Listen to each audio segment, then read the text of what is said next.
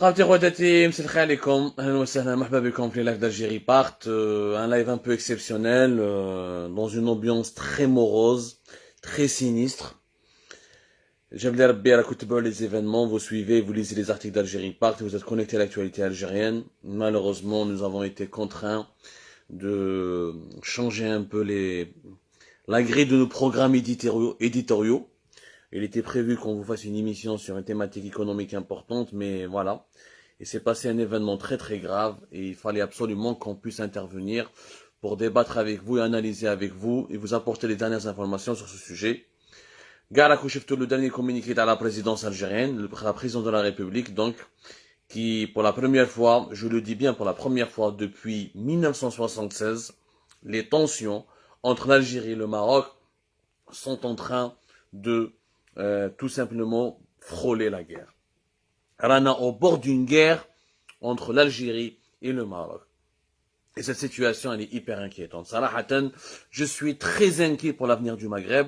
Je suis hyper inquiet pour l'avenir de l'Algérie. Je suis hyper inquiet pour l'avenir du Maroc.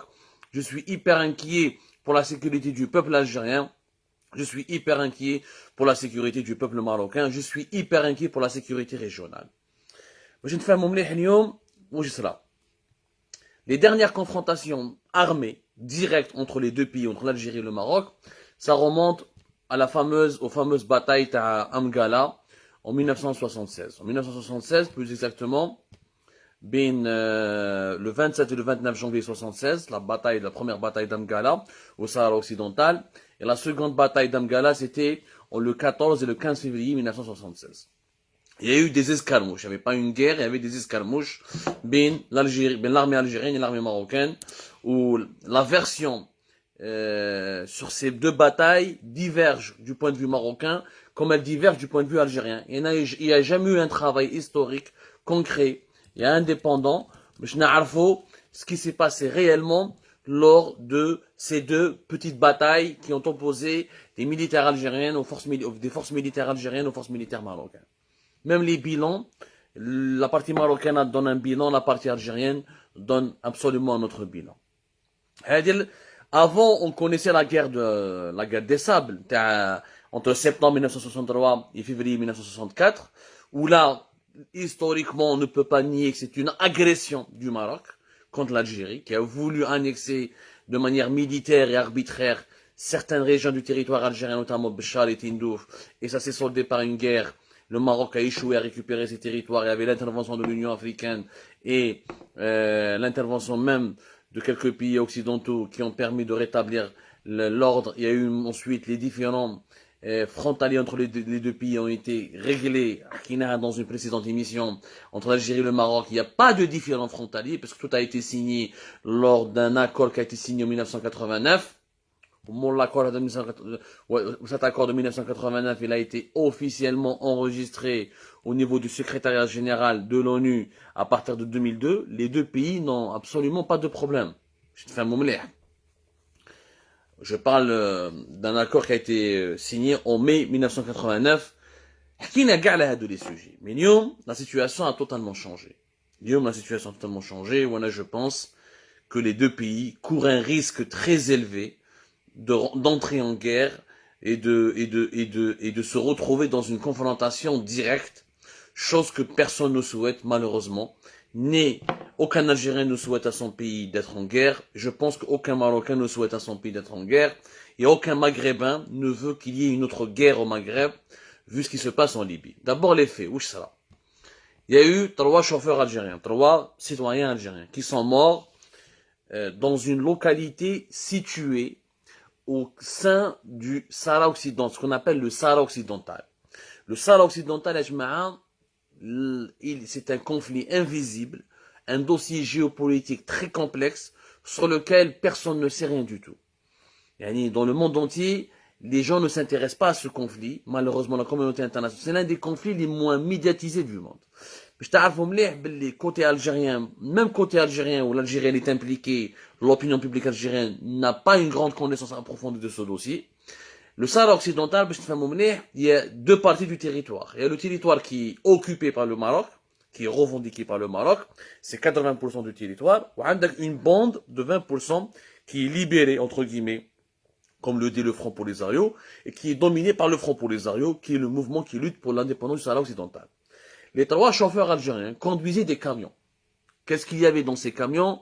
D'après les informations que nous avons pu recueillir, ce sont des camions qui transportaient des marchandises dans le cas d'une opération commerciale d'une exportation de marchandises depuis l'Algérie vers la Mauritanie. À partir de 2017-2018, les deux pays, alors que les frontières étaient fermées, ont décidé à partir de 2018 de construire un poste frontalier dans la région de Tindouf qui permettra de relier l'Algérie à la Mauritanie, qui permettra à des moyens terrestres, à des camions, à des véhicules de pouvoir traverser la frontière algérienne pour transporter des marchandises vers la Mauritanie. Le poste frontalier Ada, il a été construit essentiellement par l'Algérie, et l'Algérie elle a payé l'équivalent de 8,5 millions d'euros à l'époque. Et c'est d'ailleurs comment il s'appelle, Nourdine Bedoui, qui a inauguré lui-même le poste frontalier. À l'époque, il était ministre de l'Intérieur.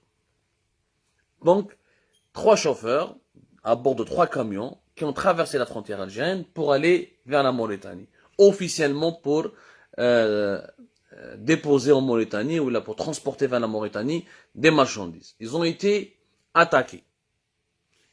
L'attaque, elle est confirmée à 100%. L'attaque, elle est confirmée, les 3 camions ont été calcinés, etc. Il y a eu 3 morts. Menhom, un chauffeur qui est la seule victime que nous avons pu identifier لحد الآن, واسمه حميد أبو مدين, qui est originaire de la wilaya de l'Arwad. D'abord, Allah yarhamhum ويوسع عليهم الخير هذول les 3 concitoyens algériens, يوم خاوتنا. ربي يرحمهم, on présente nos condoléances, nos sincères condoléances à leur famille, et nous pleurons leur disparition parce qu'il s'agit de 3 citoyens algériens qui n'avait absolument commis aucun crime, si ce n'est de conduire un camion. Maintenant, pour être tout à fait sincère avec vous, aucun journaliste ne peut déterminer les circonstances exactes de ce drame. Cette zone, elle est tout simplement hyper militarisée. C'est une zone qui abrite encore des opérations militaires lancées qui opposent le Front Polisario contre l'armée marocaine. C'est une zone où il y a la MINURSO, une mission officielle des Nations Unies, la fameuse MINURSO. Je vais comme الاسم الصحيح تاع la MINURSO. Je me نغلطوش je vais comme les détails pour que chacun puisse. La MINURSO, c'est la mission des Nations Unies pour l'organisation d'un référendum au Sahara occidental. C'est une mission d'opération de maintien de la paix qui a été dont le mandat a été prolongé, renouvelé par le Conseil de sécurité la semaine dernière. Donc, c'est une région hyper dangereuse, hyper inaccessible, très compliqué pour nous, la vérité, d'avoir une information fiable. يعني نكذب عليكم انا لو كان نقول لكم Algérie part, voilà واش صرا هذيك la région, ها واش صرا, nous avons eu les sources, etc. Parce que l'attaque contre ces 3 camions a été effectuée au niveau d'une localité dans le territoire entre guillemets libéré du Sahara occidental la localité s'appelle Bir Lhalo. Il y a eu des rumeurs qui ont dit, soi-disant, qui ont été véhiculées par des médias proches du Polisario et proches des médias algériens, qui ont dit que c'était en Mauritanie que ces 3 camions ont été bombardés par des drones marocains sur le territoire mauritanien. L'armée mauritanienne a démenti cette information. Donc le mardi 2 novembre, alors que nous sommes aujourd'hui le mercredi 3 novembre 2021, donc le mardi 2 novembre 2021, l'armée mauritanienne elle a fait un communiqué dans lequel elle a démenti cette information. Le communiqué de l'armée mauritanienne. La direction de la communication et des relations politiques publiques de l'état-major général des armées, les armées de la Mauritanie, dément toute attaque survenue à l'intérieur du territoire national, à l'intérieur du territoire mauritanien. Dans le communiqué de l'armée mauritanienne, plusieurs sites et plateformes médiatiques ont fait circuler une information relative à une attaque perpétrée contre des camions algériens dans le nord du pays. Bon. كاين des médias mauritaniens ثاني واحدين et c'est notamment le média Al-Khabar qui Al-Akhbar plutôt, c'est un média privé mauritanien. Et lui il a cité des responsables du Front Polisario où ils disent les responsables du Front Polisario que c'est une attaque marocaine qui a visé les camions algériens dans le nord de la Mauritanie. Cette information a été démentée par les autorités mauritaniennes où on peut confirmer que effectivement aucune attaque militaire n'a été perpétrée sur le territoire mauritanien. Ça s'est passé dans une localité qui s'appelle encore une fois Birlahlo, qui fait partie du territoire libéré du Sahara occidental, et ça n'a rien à voir avec la Mauritanie. Maintenant, la présidence algérienne a fait un communiqué, Lyon. Elle a fait un communiqué dans lequel elle accuse directement et clairement les autorités marocaines. Dans ce communiqué, il est clairement dit un bombardement barbare de leurs camions.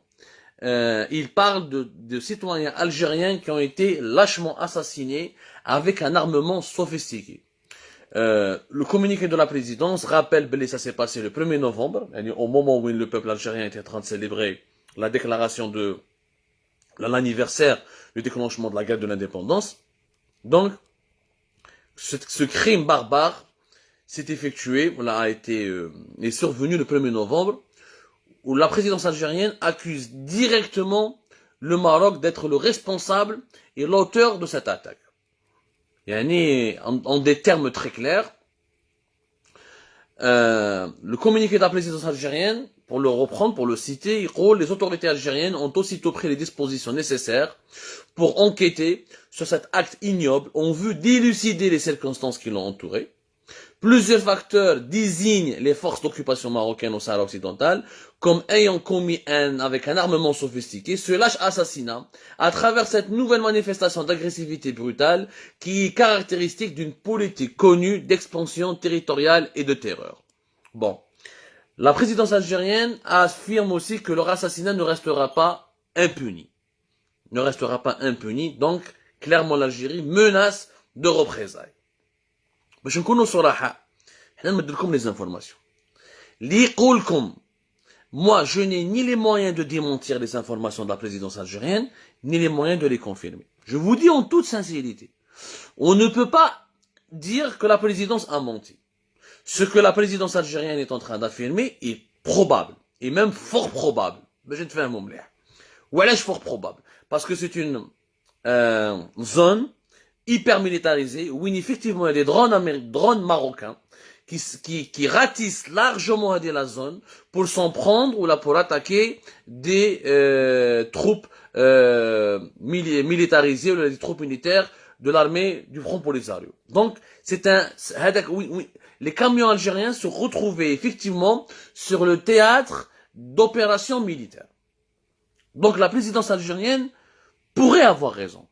Le Maroc n'a pas réagi officiellement. Il n'a pas démenti. Il n'y a pas une instance officielle, ni un porte-parole du gouvernement marocain, ni un porte-parole du palais marocain, ni un ministre marocain. Personne n'a apporté le moindre démenti.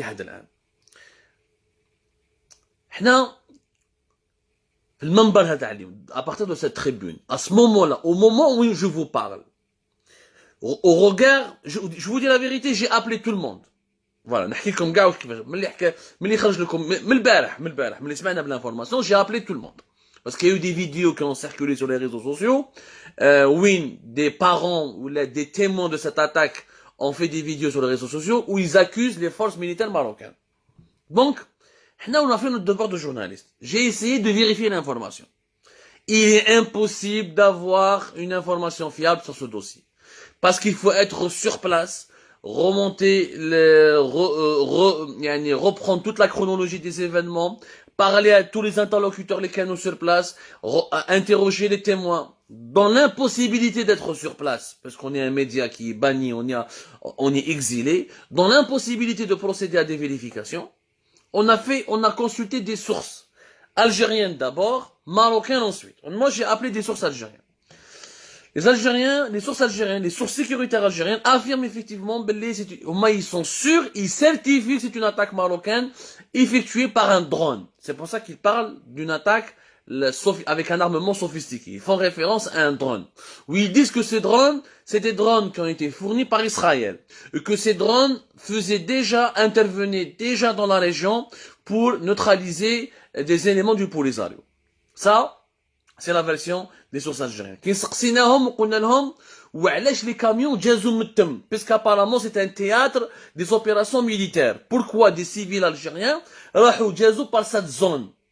Pourquoi? Et pourquoi ils n'étaient pas accompagnés, par exemple, par des troupes sécuritaires par un détachement de l'armée algérienne? La réponse était claire. L'armée algérienne surveille le territoire national. Elle n'a pas pour vocation de quitter le territoire national pour accompagner des camions qui vont vers la Mauritanie. À partir du moment où ils sortent du territoire national, l'Algérie, les autorités, l'armée algérienne ne peut pas ou ne pouvait pas garantir leur sécurité. Maintenant, pourquoi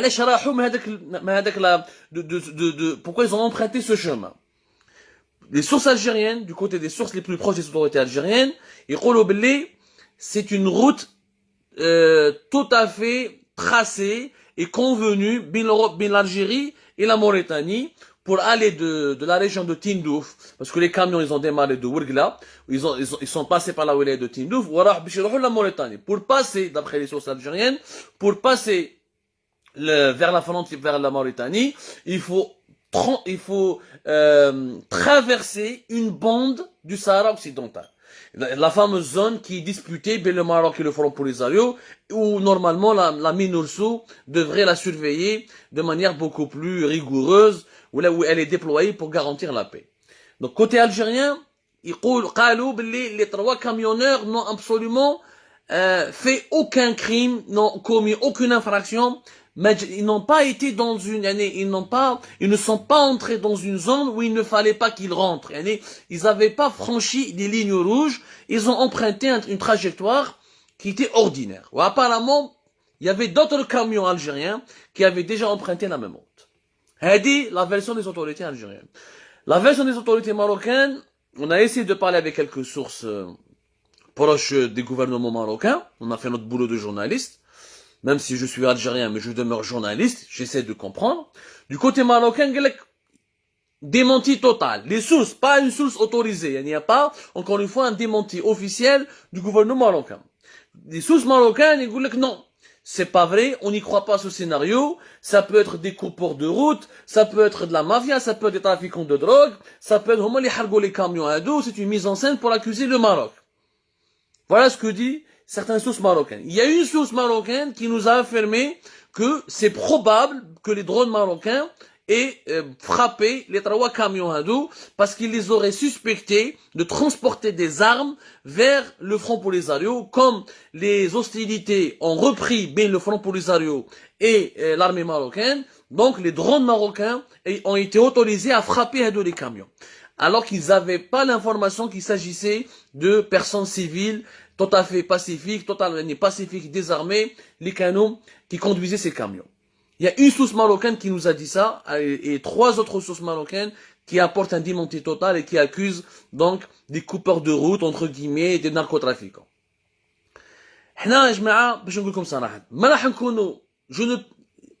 Honnêtement parlant, si je veux appliquer le journalisme et les valeurs de la déontologie du journalisme, et si j'applique les mécanismes de la vérification de l'information qui relèvent du métier de journaliste, il est impossible de dire que la version des autorités algériennes elle est fausse, comme il est impossible de dire qu'elle est vraie, comme il est impossible de dire que les autorités marocaines sont en train de mentir, ou que les sources marocaines sont en train de nous manipuler. Pour le moment, il demeure hyper compliqué de donner raison à une partie et de donner tort à une autre partie. Le mouchkil, c'est que ça a dépassé le cadre de la vérification. C'est trop tard pour vérifier les faits, puisque les accusations sont publiques. Et que l'Algérie maintenant promet des représailles. Parce qu'elle estime que ses citoyens ont été lâchement assassinés, et elle estime que c'est un acte d'agression. Et s'il y a une représailles, ça veut dire qu'il y a directement une attaque contre des ressortissants marocains, ou une attaque contre des cibles marocaines, civiles ou la militaire. C'est ça où je mets un représailles. C'est ça la définition. Si cette représaille, les représailles vont avoir lieu, cela va enclencher des représailles du côté marocain. Donc Rana, sincèrement, au bord de la guerre. L'analyse la plus froide, la plus rationnelle, les sensations, les sentiments, loin de tout chauvinisme, les deux pays sont en bord de la guerre. C'est une situation inédite. Depuis les deux batailles d'Amgala. Depuis les deux batailles d'Amgala en 1976, entre janvier et février 1976. Moi, mon rôle, en tant que journaliste, au-delà du métier de rapporter de l'information fiable et indépendante et vérifiée et vraie, notre métier aussi est d'être un canalisateur de paix, un transmetteur de messages de paix, un défenseur des valeurs humanistes, un défenseur de la paix, un défenseur de la bonne entente et du bon voisinage.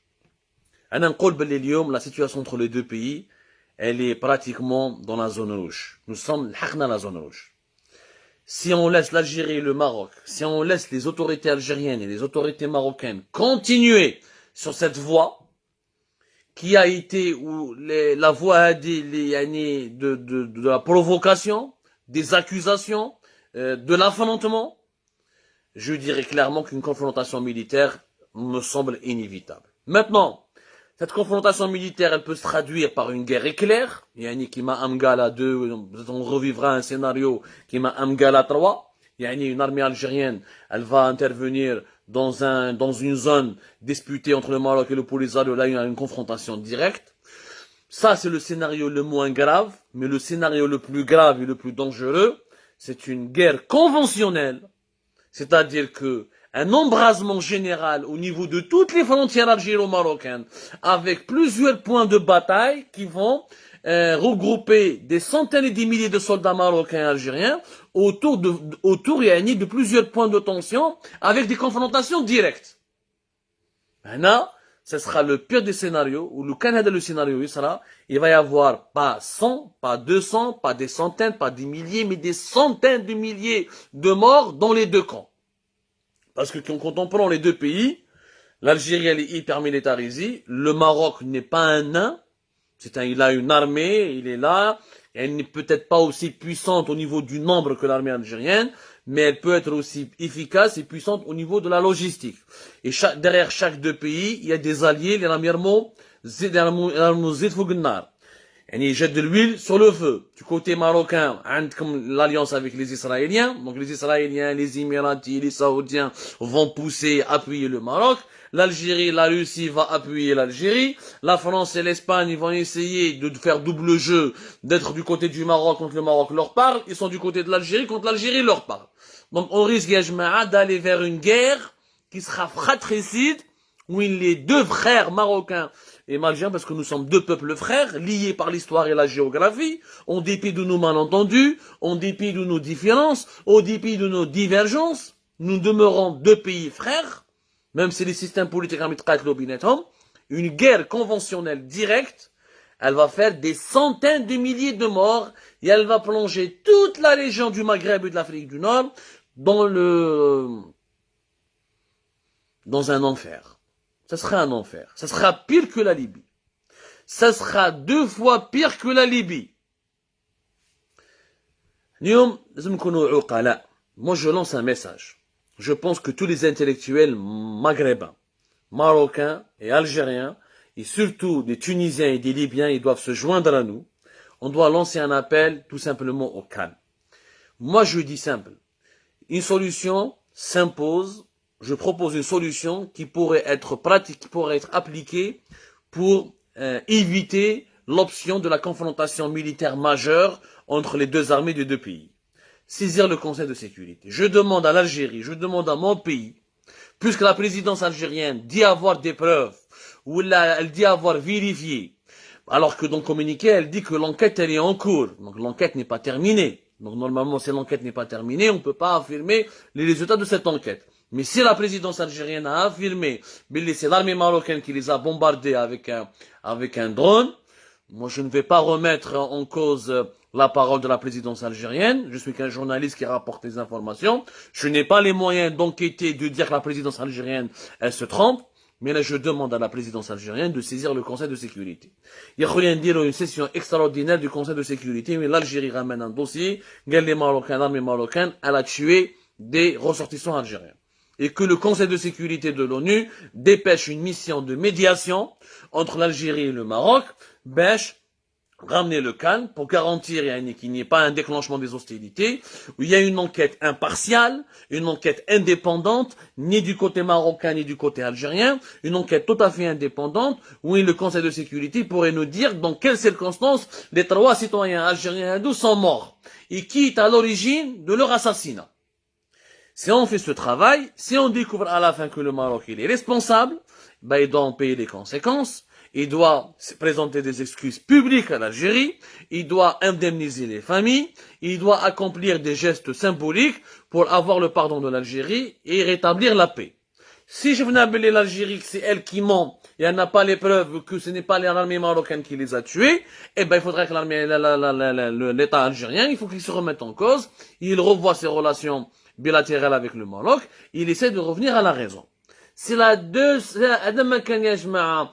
seule solution يا جماعة. C'est la seule solution qui existe. لو كان نكملوا في الطريق اللي رانا فيها اليوم كاين مهابل في الجيري راهم حابين يديروا القرة كاين مهابل في المروك اللي حابين يديروا القرة dans les deux camps il y a des radicaux qui pensent que la guerre est un jeu d'enfant dans les deux camps il y a des radicaux qui veulent يعني enflammer incendier toute l'Afrique du Nord ونعيشوا في حاجة واحدة أخرى finalement qui va mourir c'est le pauvre soldat le Zawali les habitants des régions frontalières les familles algéro-marocaines qui seront déchirées sont très nombreuses les familles algéro-marocaines combien d'Algériens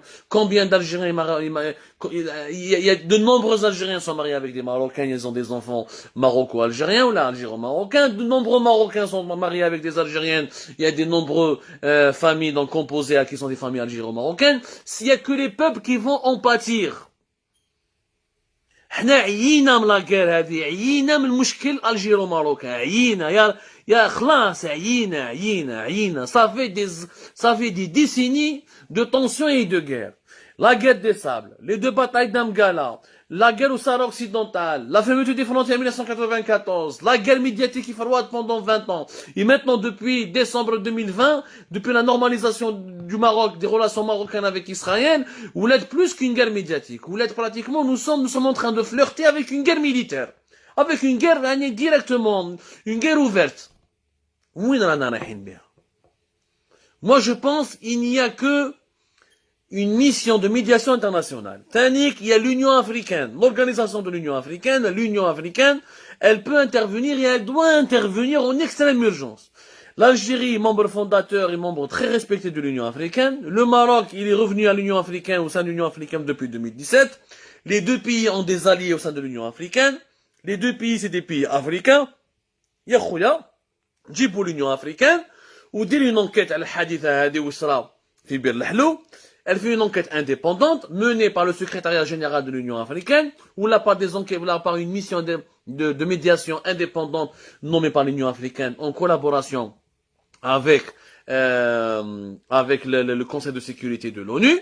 Ou l'Union africaine, elle fait des propositions pour réconcilier l'Algérie avec le Maroc. Le président Abdelmajid Tebboune, قالها dans un entretien, celui qui nous cherche nous trouve. On nous cherche, on nous trouve. D'accord. Le choix des hostilités militaires ne doit rester que le dernier recours, et que c'est réellement l'Algérie dans la position de l'agressé et de la victime. Est-ce le cas aujourd'hui? Il faut le prouver. Il y a des mécanismes internationaux qui nous permettent d'éviter la guerre. Mais ni le peuple algérien, ni le peuple marocain ne veut de cette situation. Ni les soldats marocains, je parle des soldats, le Jounoud, les hauts gradés, même les commandants, même les colonels, même les commandants, mais les classes populaires, le peuple algérien dans son âme, et le peuple marocain dans son âme, ils ne veulent pas d'une guerre. Parce que c'est deux pays frères, et les deux pays connaissent ce que c'est que la guerre. L'Algérie, le peuple algérien, il a vécu la décennie noire, et c'est ce que c'est que la guerre. Nous avons vécu la guerre de libération nationale, on sait ce que c'est que la guerre. Alors je ouvre les frontières maintenant en Libye, les résultats d'une guerre civile avec l'interventionnisme et l'ingérence étrangère. Les Marocains, ils ont tout à fait vécu des scénarios catastrophiques qui m'a la guerre au Sahara occidental, qui m'a la guerre des sables. Alors, de grâce, moi j'appelle aux sages des deux pays. Je lance un appel aux sages des deux pays. Moi je suis algérien, j'aime mon pays. Je suis triste pour ces 3 personnes qui sont mortes. Et j'appelle à la justice. Je n'appelle pas à la vengeance. Il y a une différence entre appeler à la justice et appeler à la vengeance. Moi j'appelle à la justice. C'est-à-dire qu'on trouve les coupables pour les punir. Parce que je ne veux pas que mon pays soit en guerre. Je ne veux pas que mon pays fasse la guerre. Ni envoie des jeunes soldats pour qu'ils puissent se faire tuer sur le front, ou pour qu'ils vont laisser des femmes veuves, ou ils vont laisser des enfants orphelins. On a trop souffert في بلادنا من la violence. وانا راني عشت العشرية السوداء. Je suis un enfant d'un décennie noir. Donc personne ne peut me donner des leçons sur ce que c'est que la guerre. Personne ne peut m'apprendre le prix d'une guerre parce que je l'ai payé. On nous a volé notre enfance. On nous a pris une grande partie de notre innocence. On sait ce que c'est que le prix de la guerre. Et nous avons déjà fait la guerre. Je viens de la Métidja, je suis un enfant de la Métidja.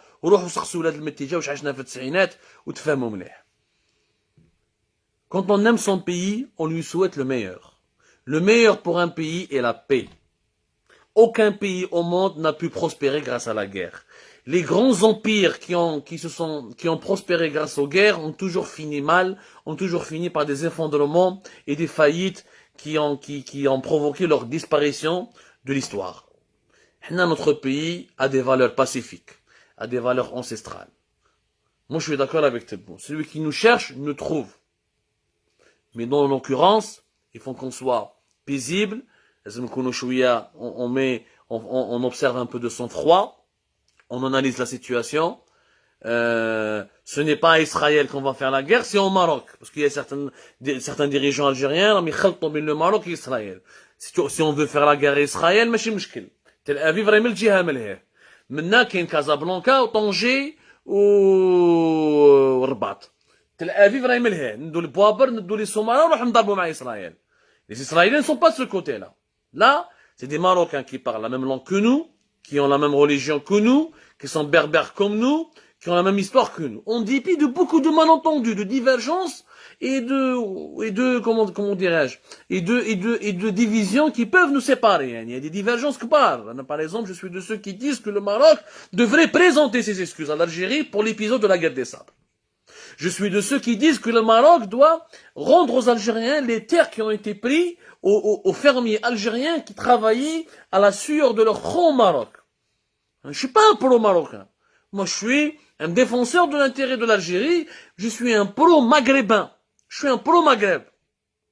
Je suis un pro-maghreb. Je suis pour je dis que le peuple algérien, comme le peuple marocain, comme tous les peuples de la région, nous pourrons vivre heureux et nous pourrons aspirer au développement qu'en profitant de la paix. Oui à la justice, non à la vengeance. Oui au langage, oui à la fermeté, non à la guerre. Oui au dialogue, oui à une mission de médiation internationale, faisons confiance à l'Union africaine, nous sommes africains, nos frères africains ont l'habitude de gérer des conflits territoriaux, des conflits frontaliers, des situations de crise. On est suffisamment influent au sein de l'Union africaine pour éviter un parti pris en faveur du Maroc. Et on ne fait pas confiance au Conseil de sécurité. Car le Conseil de sécurité est dominé par les États-Unis ou la France et les alliés du Maroc. Roh l'Union africaine. Quand il y a une médiation, roh l'Union africaine. Mais s'entêter dans le langage de la menace, s'entêter dans les menaces de représailles, rester dans une posture où chaque jour l'escalade, on رايحين vers la guerre. Personne ne sera gagnant.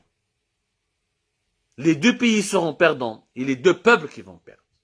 Je vous remercie énormément. Je voulais être tout à fait honnête avec vous. Je n'ai pas d'informations à vous apporter pour démentir ou là pour confirmer ou là pour approfondir. Tout ce que je peux vous dire, c'est que il est de notre devoir d'appeler à la paix, de préserver la paix, de sensibiliser les dirigeants et de proposer notre alternative. Il y a une troisième voie. Une troisième voie existe entre le Maroc et l'Algérie. Il n'y a pas que la voie de la guerre ou la voie de la séparation définitive ou de la voie de l'hostilité. Une troisième voie existe. Je vous prie de diffuser massivement cette émission et je vous donne rendez-vous tout à l'heure.